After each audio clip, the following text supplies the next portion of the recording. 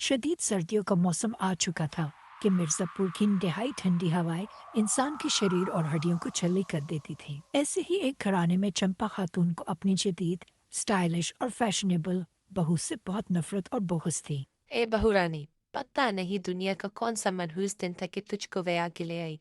तेरी सोच तो छोटी लेकिन तेरे कपड़े भी इतने छोटे। खानदान में नाक कटा के रखती है।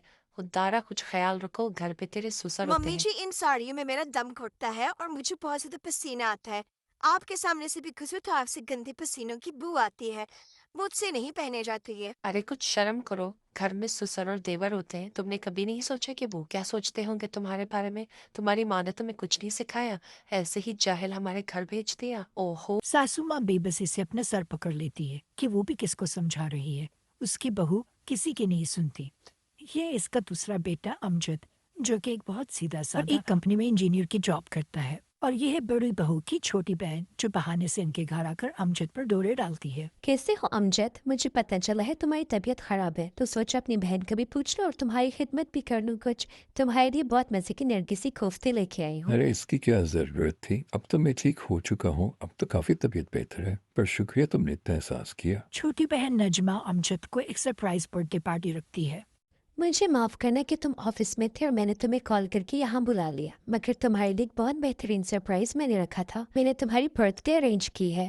अरे बहुत शुक्रिया नजमा, तुम मेरा कितना ख्याल रखती हो। मेरी बर्थडे तो घर में किसी को भी याद नहीं होती, एक तुम ही हो। मुझे तुम्हारी हर एक पसंद नापसंद पता है। चलो अब ये फॉर्मेलिटीज बंद करो और आओ मिलके केक काटते हैं। मैं इस पल का बेहद इंतजार कर रही थी। नजमा अपनी तरफ से अमजद के करीब आने का कोई बहाना नहीं छोड़ती। वो हर बहाने बहाने से अमजद के करीब आती है। अमजद भी दिल ही दिल में उससे प्यार करने लग जाता है और एक ही दिन अम्मा, मैं आपसे एक दिल की बात करना चाहता हूँ। काफ़ी टाइम से सोच रहा था कि मैं आपसे ये बात शेयर कर ही लूँ। मुझे अपनी भाभी की छोटी बहन नजमा बहुत पसंद है और मैं उसी से शादी करना चाहता हूँ। मुझे पूरा उम्मीद और यकीन है कि आप इस रिश्ते को नहीं ठुकराएंगी। आप क्या सोचती हैं इस बारे में? माँ ये सुनकर शदीद गुस्से में आ जाती है और उसको कहती है कि खबरदार, तुमने दोबारा ऐसी बात सोची भी तो जल्द से जल्द इस बात को अपने दिलो दिमाग से निकाल लो। पहले ही मैं बड़ी बहू से तंग आ गई हूँ और तुम उसकी छोटी बहन को मेरे सर पर मुसलत करना चाहते हो। बड़ी बहन ऐसे तो छोटी बहन तौबा तौबा कैसी बातें कर रहे हो? अम्मा, मैंने सोच ली है, शादी करूंगा तो उसी नजमा से करूंगा। बस ये मेरा आखिरी और अटल फैसला है। आप माने या ना माने, लेकिन मेरा यही फैसला है। माँ ये बातें सुनकर बेबसी से चुप हो जाती है। यहाँ उसका दूसरा बेटा अस्मा, ये बात अम्मी को बखूबी अच्छी से समझा लो कि मेरे छोटे भाई की शादी तुम्हारी छोटी बहन से ही होगी। स्ट्रेस और डिप्रेशन की वजह से वो ऑफिस में काम नहीं कर पा रहा। नहीं तो बात मैं अम्मा को समझा रही थी कि शादी उसने करनी है, उसकी मर्जी, वो जिस लड़की से शादी करे, जिंदगी उसने गुजारनी है। आपको क्या मसला हो रहा है? बस उनको मुझसे जिद है। घर का बड़ा बेटा फहीम अपने भाई की उदासी देख नहीं सकता, लिहाजा वो उसको सपोर्ट करके उसकी शादी नजमा से ही करा देता है। मगर उसकी माँ इस शादी से सख्त नाखुश होती है। शादी के अगली सुबह ही छोटी बहू दिन के 2 बजे आती है। आह, क्या मजे की रात गुजरी। सासू माँ जी, मजा आ गया नींद का। अब मेरे लिए ना एक कैपेचिनो चीज ऑमलेट बना दे, और हाँ, अमजद को कहिए कि कमरे में आके मेरी गर्म बॉडी मसाज कर दे। बहुत थक गई हूँ मैं। कोई शर्म और हया नाम की कोई चीज है तुम में? एक तो किस टाइम पर तुम उठी हो और फिर मुझे कह रही हो कि मैं नाश्ता बनाऊं। और अमजद तुम्हारी तरफ फारिग नहीं कि तुम बॉडी मसाज दे। वो काम पर गया है, ऑफिस गया है। समझी तुम? ये हुक्म किसी और को देना। क्या हो गया मम्मी जी? नई नई बहू की मेहमान नवाजी नहीं करेंगी आप? लगता है मेरी बड़ी बहन आपके बारे में बहुत सही कहा करती थी। दोनों बहनों को खूब अच्छा मौका मिल जाता है सासू माँ को पकाने का। नजमा, मुझे नहीं लगता सासू माँ कभी ये घर छोड़ कर जाएंगी। हमें ही ये घर छोड़कर जाना पड़ेगा, क्योंकि यहाँ हमारा गुजारा नहीं होने वाला बुढ़ के साथ। तुम क्या कहती हो? इस बात की तो तुम टेंशन ही ना लो। अमजद मेरे इशारों पर चलता है। मैं आज ही रात इस सिलसिले में उससे बात करूंगी। तुम अपनी सुनाओ, तुम्हारा क्या प्लान है इस बारे में? अरे वाह, बेस्ट हो गया। मेरी टेंशन ना लो, मैं तुमसे भी ज्यादा पुरानी खिलाड़ी हूँ इन चीजों में। हाँ हाँ हाँ।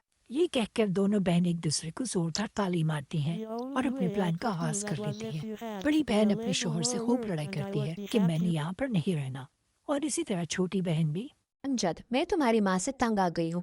वो एक बहुत पुराने सोच की खातून है। मेरा यहाँ पर उनके साथ गुजारा नहीं। या तो वो यहाँ रहेंगी या मैं। अमजद ये सुनकर परेशान हो जाता है कि ऐसी हालत में वो किसका साथ दे, माँ का या बीवी का। नजमा मेरी जान, मैं तुमसे बहुत प्यार करता हूँ, मगर इस बुढ़ापे की हालत में मैं माँ बाप को अकेले नहीं छोड़ सकता।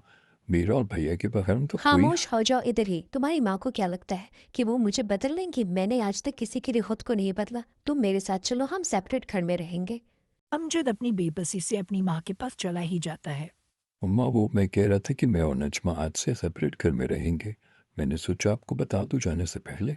क्या? हाय मैं मर गई, मुझे मौत क्यों नहीं आ गई ये दिन देखने से पहले। कल की आई हुई बेगम के लिए तुम अपनी माँ को छोड़ के जा रहे हो? कोई शर्म और लिहाज नाम की चीज नहीं है तुम में? मुझ पुड़िया को छोड़ अरे के जा अम्मी रहे आप इतना हो? सोच क्यों रही हैं? मैं हर हफ्ते आप चक्कर लगाया करूंगा, आपको जेब खर्च भी दिया करूंगा और आपको ज़रूरत की सारी चीज़ें भी दिया करूंगा। मगर बेटे मुझे इस उम्र में तुम्हारी ज़रूरत है, मैं बूढ़ी हो चुकी हूँ।